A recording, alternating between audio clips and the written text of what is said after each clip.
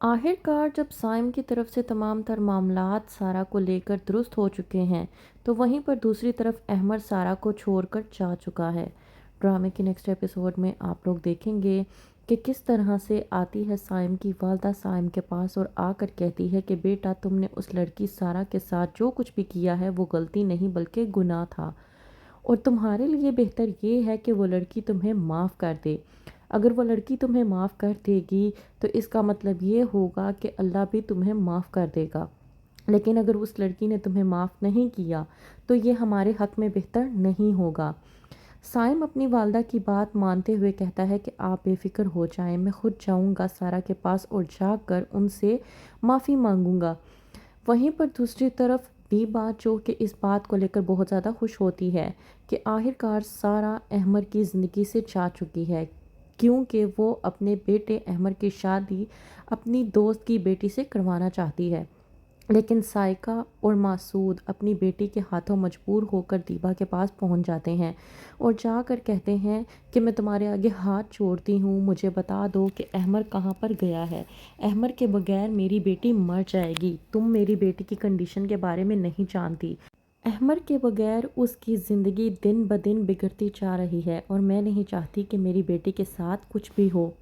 وہیں پر دوسری طرف سارہ جسے یہ بات معلوم ہو چکی ہے کہ سائم نے اپنے بھائی کے اصل قاتلوں کو پکڑ لیا ہے، اس کے باوجود سارہ کے دل میں سائم کو لے کر اس حد تک خوف بڑھ چکا ہے کہ اسے اب بھی ہر طرف سائم ہی نظر آ رہا ہے، یہاں تک کہ خوف میں مبتلا ہو کر گھبرا کر اٹھ جاتی ہے۔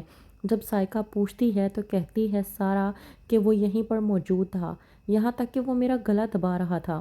سائقہ کہتی ہے اپنی بیٹی سارہ سے کہ تمہارا وہم ہے، کیا تم نہیں جانتی کہ اس نے سب کے سامنے یہ بات واضح کر دی ہے کہ تم بے قصور ہو، تو ظاہر سی بات ہے کہ وہ اب تمہارا پیچھا کیوں کرے گا؟ لیکن سارہ یہ بات ماننے کو تیار نہیں ہوتی۔ مسعود اپنی بیٹی کی اس کنڈیشن کو برداشت نہیں کر پاتا اور اسے سائیکالوجسٹ کے پاس لے جاتا ہے۔ وہیں پر ڈاکٹر کہتی ہے کہ سارہ کی کنڈیشن بہت زیادہ خراب ہوتی جا رہی ہے۔ کہتی ہے سائیکالوجسٹ کہ اگر سارہ کی کنڈیشن ایسی ہی رہی تو وہ نروس بریک ڈاؤن کی طرف بھی جا سکتی ہے۔ یہ بات سننے کے بعد سائقہ بہت زیادہ گھبرا جاتی ہے اور فیصلہ کرتی ہے کہ اپنے بھائی جلال کو بلوا کر وہ بات کرے گی کہ وہ جا کر اپنی بیوی دیبا سے بات کرے۔ ایسا ہی ہوتا ہے جب جلال جاتا ہے دیبا کے پاس اور اس کو سمجھانے کی کوشش کرتا ہے۔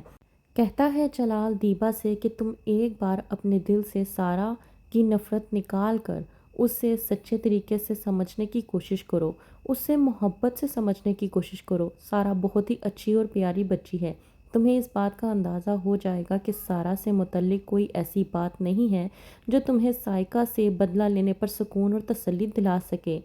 دیبا جلال کی باتیں سننے کے بعد خاموشی اختیار کر لیتی ہے اور کہتی ہے کہ میں نے جو کچھ بھی کیا اس سے مجھے پہلے سے ہی سکون نصیب ہو چکا ہے۔ وہیں پر دوسری طرف مسعود جو کہ کہتا ہے اپنی بیٹی سارہ سے کہ تم پریشان مت ہو، تو اس لڑکے کی وجہ سے تمہاری یہ کنڈیشن ہوئی ہے نا، تو میں وعدہ کرتا ہوں کہ اس لڑکے کو میں صلاحوں کے پیچھے بھجوا کر ہی رہوں گا۔